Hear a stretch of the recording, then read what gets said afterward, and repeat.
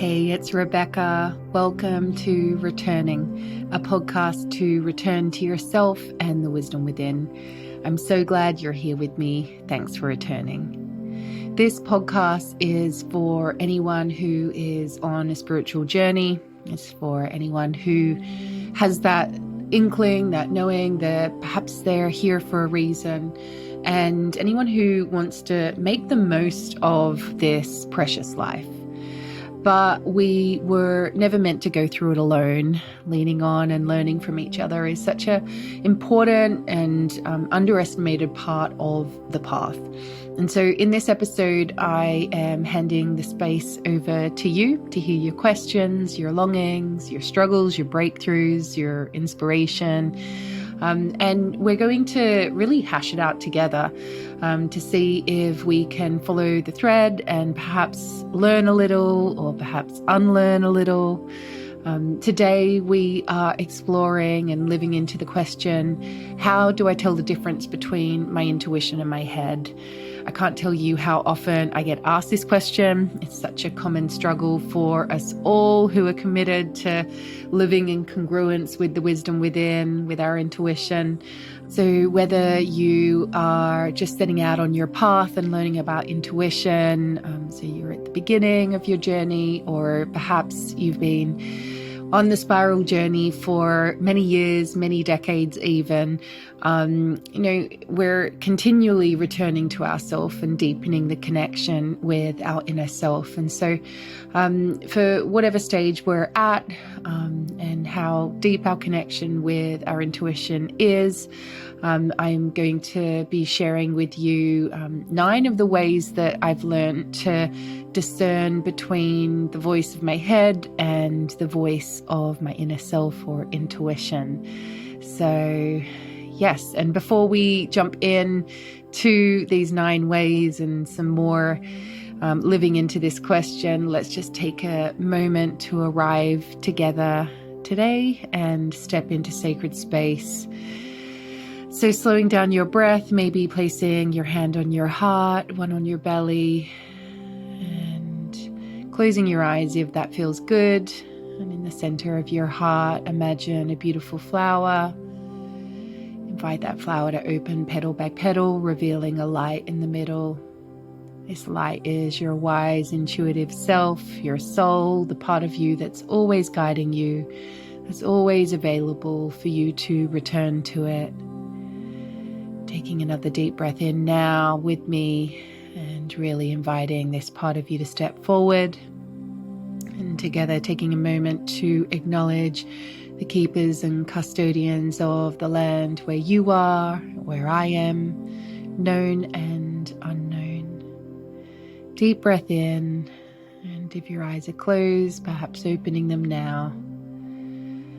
Beautiful. Let's begin by listening to today's listener question. Hi, Rebecca. I have a question about how do you tell the difference between your mind and your intuition? Sometimes I feel like I know, but other times I'm curious and wondering if it's my intuition or actually the voice inside of my head, like my thoughts.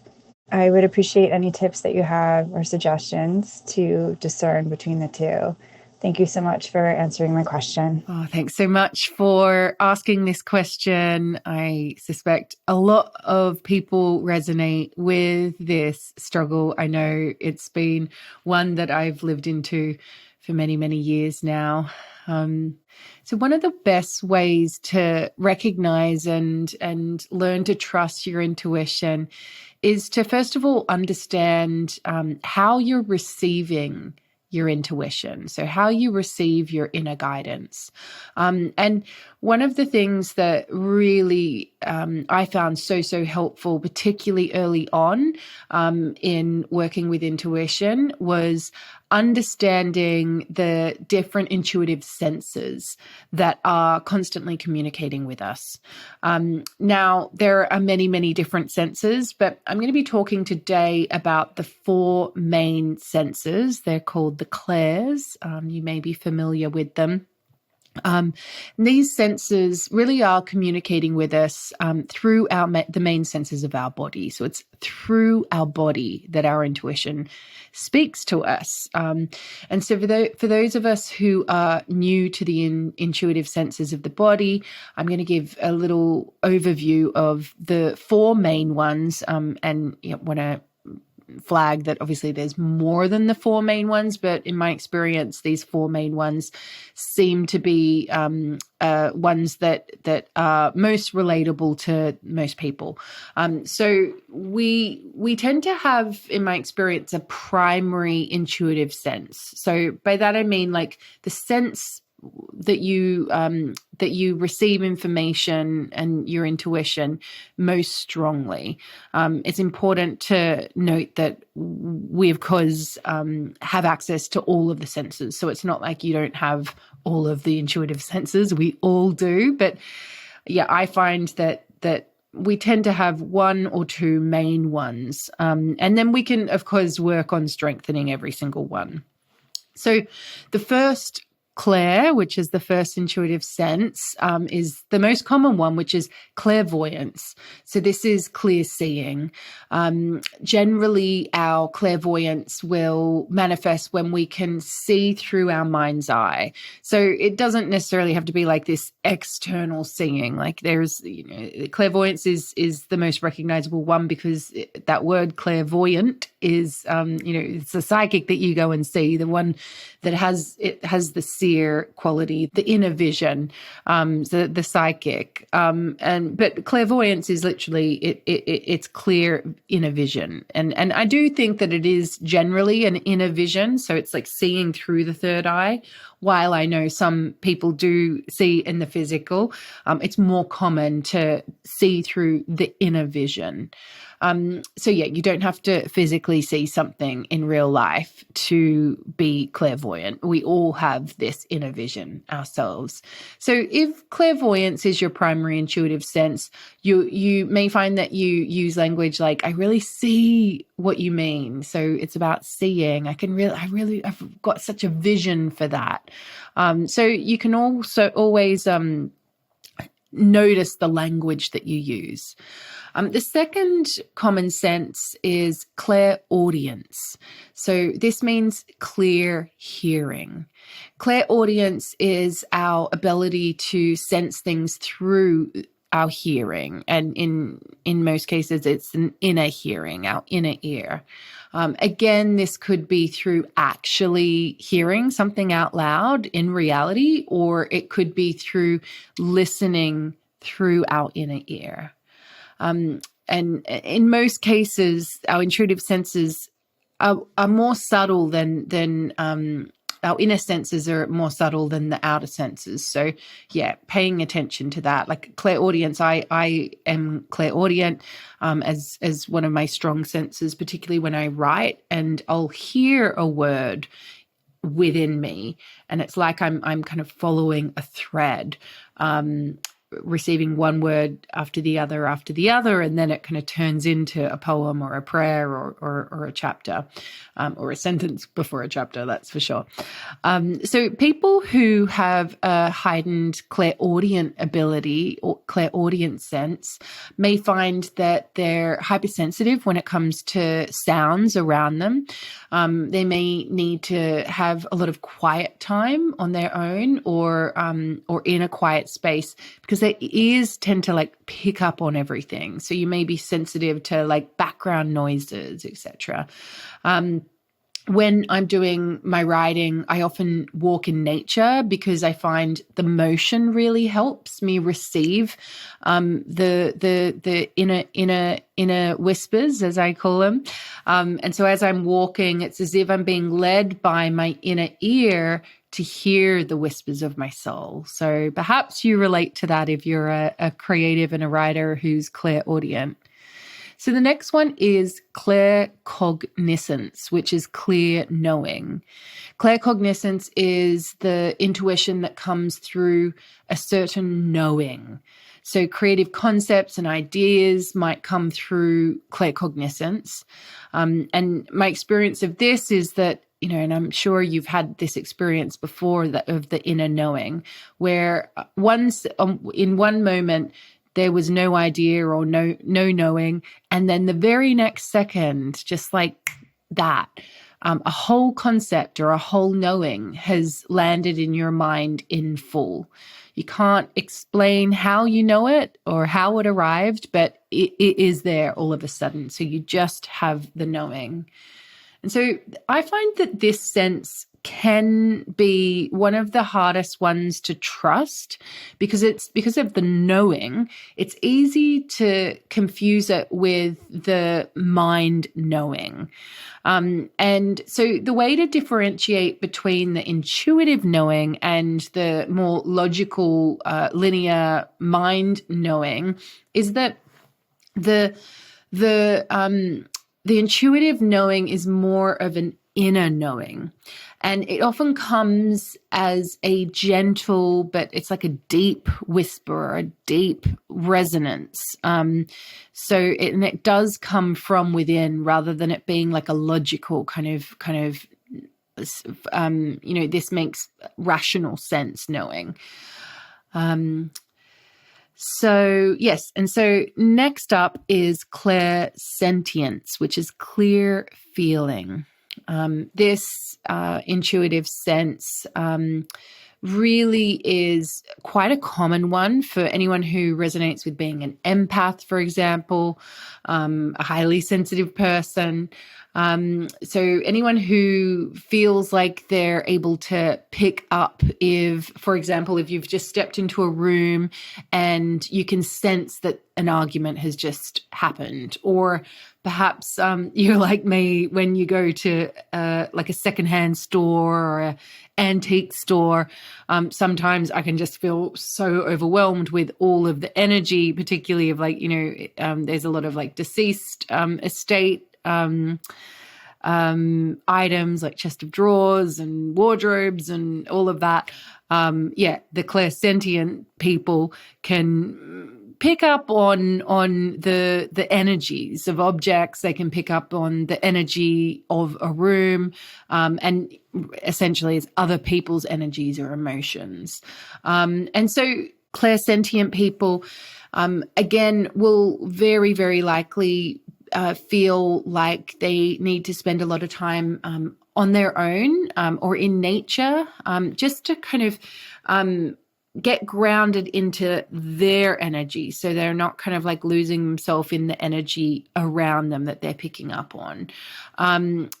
Clairsentience is clear feeling, so yeah, it's they're obviously big feelers as well. And as a clairsentient, things can get tricky if you're not aware of how your body absorbs and picks up information, because it's easy to get confused as to whether what you're picking up is your feelings or it could be the feelings of other people. So that's something to watch out for with clairsentience. So once you're clear on how you receive your intuition, then it's easier to attune to and differentiate between the voice of your head or your mind and the voice of your intuition.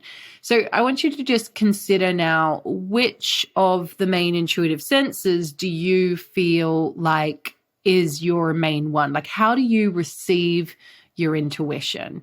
Do you have an inner vision, an inner whisper? Do you have an inner feeling, or do you have an inner knowing? And of course, now we receive our intuition using all of the senses, but we tend to have one or two which is the main sense. So it's why, for me, I really like the process of soul inquiry, which we'll be doing at the end of this episode, like writing it down, because the clairaudience the inner hearing, I find it easier to write it down in the physical. And also sometimes when it's clairsentience, when I'm trying to kind of understand the feelings within, then yeah, the writing it down really helps me. Having clarity on how you tend to receive your intuition, through what sense, can really, really help you to differentiate between your intuition and the rational mind. And through working with many people and helping them to deepen their own intuitive connection, and also from my direct experience, I've learned that there's 9 main differences to differentiate between the voice of our head and the voice of our intuition. And so that's what I'm going to share with you now. So the first one, number 1, is, in my experience, intuition tends to feel deep and steady, calm and slow. So that's the intuitive voice. Whereas the head's voice can be a little bit more fast and tight, a little bit more frantic, and kind of higher in frequency. Number 2 is intuition rarely forces anything. So there's no ulterior motive. The head tends to have more of an interior motive, whereas intuition, there's more of a calmness to it. There's no pushing and forcing. It just it's more of a being that just is. Number 3 is intuition doesn't always make sense. So it doesn't come from the linear, logical, rational mind. It's like tapping into the collective field in many ways, tapping into the great intelligence. And so it's out of time. It's like I say in my workshops, we're stepping into kairos time, which is opposite to chronos time. Kairos time is where intuition resides. It's what the ancient Greeks called, I call it soul time, kairos time. And so intuition doesn't always make sense because we're tapping into that timeless time. And so it can feel mysterious. Sometimes it can feel a little bit cryptic and like it doesn't quite make sense, like the timeline's not exactly right. Whereas the voice of our head, of our mind, tends to speak in to-do lists. It feels logical, rigid, strict, very linear. It makes perfect sense. It's the very next step to take. Number 4 is intuition tends to arrive with its own life force. So this is a step on to what I was saying before about like timeless time. So intuition doesn't stick to a linear schedule. Often it arrives in unexpected places. So, I know that many people report to having ideas or knowings or insights when they're having a shower or driving, maybe they're walking the dog. It's when you've shifted out of the linear rational mind and the to-do list, and it kind of like just drops in. And it's not always convenient when you receive your intuition, but it comes in generally fully formed. And then number 5 is I find that my intuition, the voice of my soul, has the different cadence to it. It has a different tone to it as well. So my intuition tends to sound like old and wise. And often I find when I'm talking truth, when I'm talking something that is my intuitive inner voice, the voice of my soul, my authentic self, the inner wisdom, often my actual voice will drop, it will deepen, it will slow down when I'm speaking my truth. It's like the cadence and harmony of the voice changes. Often it is a slowing down, a deepening, and there is a harmony that happens versus like when it's the voice of my head and I'm trying to it's my mind talking. Often it sounds like a little bit younger, a little bit faster, a little bit, immature and higher pitch. It's like there's that episode in Friends where Ross starts talking up here and I don't know why I'm talking up here. And versus like dropping in and saying something that's just so true. And I think it's a good point to make as well when someone else is speaking their intuition. My teacher, Sonia, really taught me this, to notice how it feels in your body when someone else drops into their intuitive voice. And yeah, you notice the pitch of the voice, like going from up here to something that feels really true, but to also notice how it feels in your body when you hear it, when someone else says something from their intuition. It's that harmony. It's that the tone and pitch of the voice. You can feel it in your body. Number 6 is, I find that intuition tends to feel spacious and generous. Like there's no rush for it to arrive. There's no rush to act on it necessarily. Versus the head's voice, it feels like it's always rushed and hurried and tight. Like there's like a place to get to, a destination to arrive at. Versus the intuition, it's just like, this just is. Again, it's that beingness. So number 7 is, I find that intuition feels tapped into source itself. So it's tapped into a larger intelligence. So I often say that our intuition is tapped into that same intelligent force that tells flowers when to bloom. It tells the seasons when to come and go. It tells the daffodil when to open and burst on through the soil. The same intelligence that tells the rose to bud and bloom and then turn into a rose hip. Like it trusts its timing.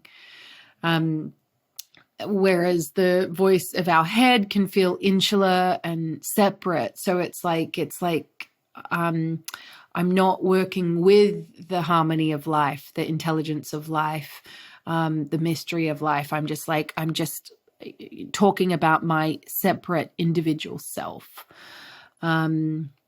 Or you may be like people pleasing and thinking about other people, but it's not part of the overall collective intelligence.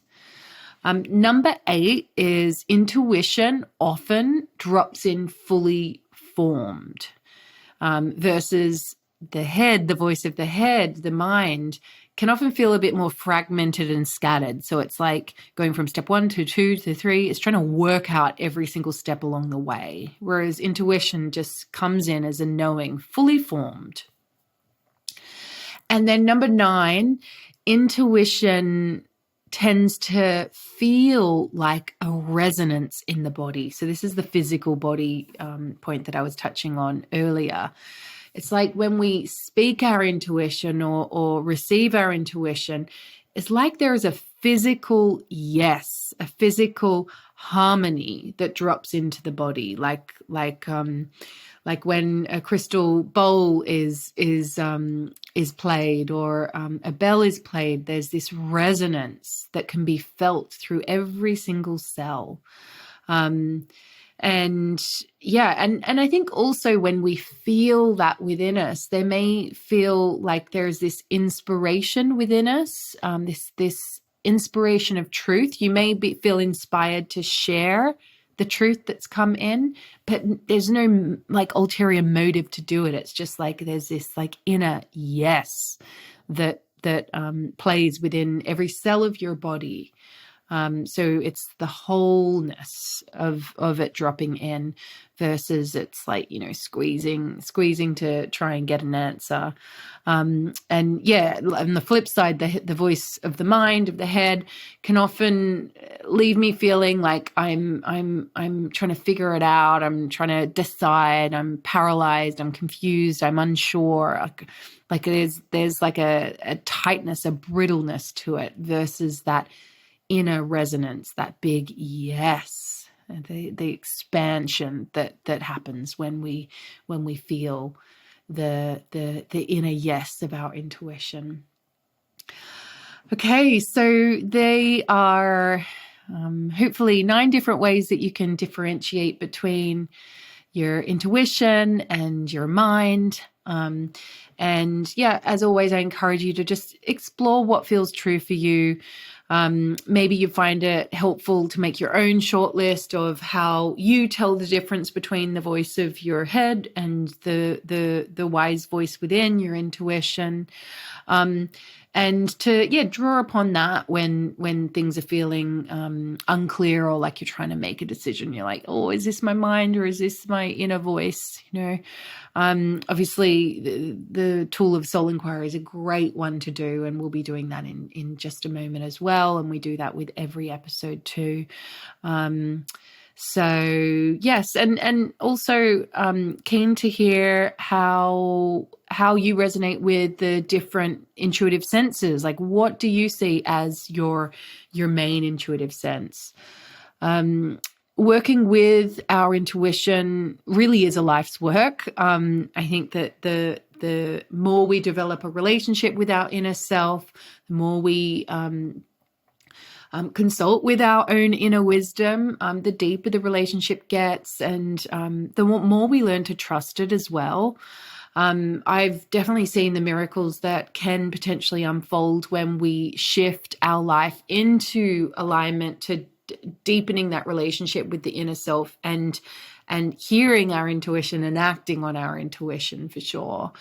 Doing the work to listen deeply really can be life-changing. So maybe you're new to developing the relationship with the inner self and intuition, or maybe you've been doing it for many, many decades. I think this really is a life's work, and just want to encourage you. And I'm definitely always encouraging myself to find the courage to show up and listen and then act on those wise whispers, because I really do believe that our intuition, it's one of life's greatest mysteries, but I really do believe it is tapped into a greater intelligence. And when we do find the courage to listen to and act on it, wow, like we really, just like the daffodil, just like the rose, just like the cherry blossom, we find our own unique path and our own unique expression and purpose in the world. But it does require like the daily action. It's not a one-time thing. At the end of every episode of this podcast, as always, we do a guided soul inquiry journaling exercise. And so I provide a soul inquiry prompt to help you to receive that inner wisdom within, the voice of your soul, of your intuition. Soul inquiry is a practice where we enter into a direct dialogue with our inner self, with the wisdom within. As I mentioned earlier, I really like to write my answers as I find I receive them more deeply that way, but feel free to do whatever works for you. You can speak it out loud or just put your hand on your heart and tune into the whispers within. So grabbing a pen and paper, if that is what you would like to do with me today, or if not, placing your hand on your heart and tuning into today's soul inquiry prompt, which is, if you trusted your intuition, what would you do? If you trusted your intuition, what would you do? If you trusted your intuition, what would you do?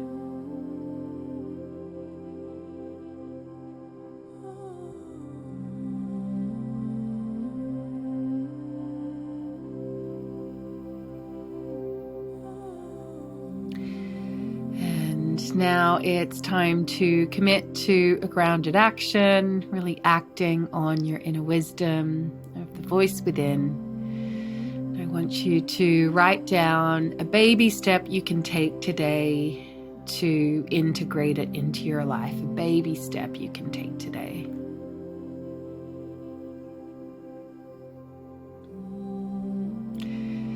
It's been a great episode. I hope you have been inspired by it in some way.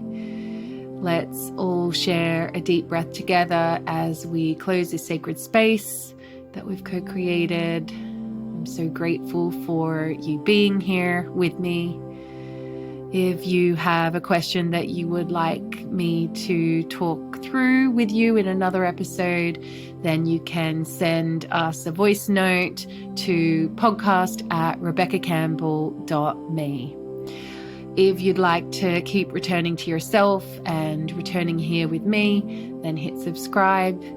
If you'd like the show notes from today's episode or to sign up to receive each new episode directly to your inbox, head over to rebeccacampbell.me/podcasts. Have a great day.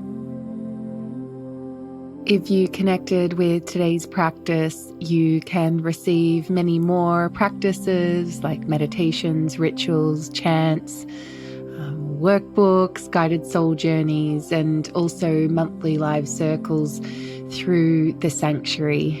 And you can learn more about the Sanctuary at rebeccacampbell.me/membership.